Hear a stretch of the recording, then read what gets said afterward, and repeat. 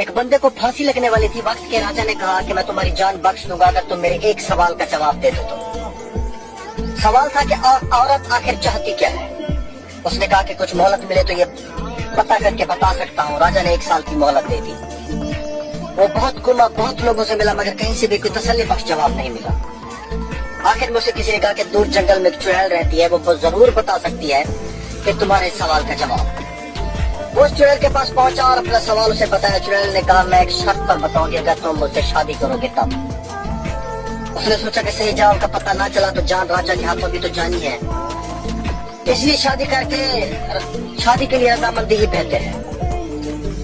شادی ہونے کے بعد چڑیل نے کہا کہ چونکہ تم نے میری بات مان لی ہے تو میں نے تمہیں خوش کرنے کے لیے فیصلہ کیا ہے کہ میں 12 گھنٹے تک چڑیل اور 12 گھنٹے خوبصورت پری بن کے رہوں گی تمہارے ساتھ۔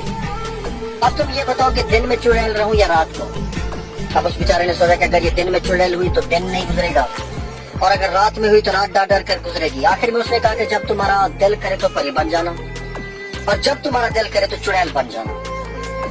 یہ بات سن کر چڑیل بہت خوش ہوئی اور اس نے خوش ہو کر کہا کہ چونکہ تم نے مجھے اپنی مرضی کی چھوٹ دے دی ہے تو میں ہمیشہ پری بن کے ہی رہا کروں گی۔ پھر چڑیل نے کہا کہ راجا کی طرف سے تم سے کیے گئے سوال کا جواب بھی یہی ہے، عورت ہمیشہ اپنی مرضی ہی کرنا چاہتی ہے۔ اگر عورت کو اپنی مرضی کرنے دو گے تو وہ پری بن کر رہے گی، اور اگر نہیں کرنے دو گے تو چڑیل بن کر رہے گی۔ اپنی باقی زندگی کا فیصلہ خود کر لے کہ زندگی کیسے گزارنی ہے، پری کے ساتھ یا پھر چڑیل کے ساتھ۔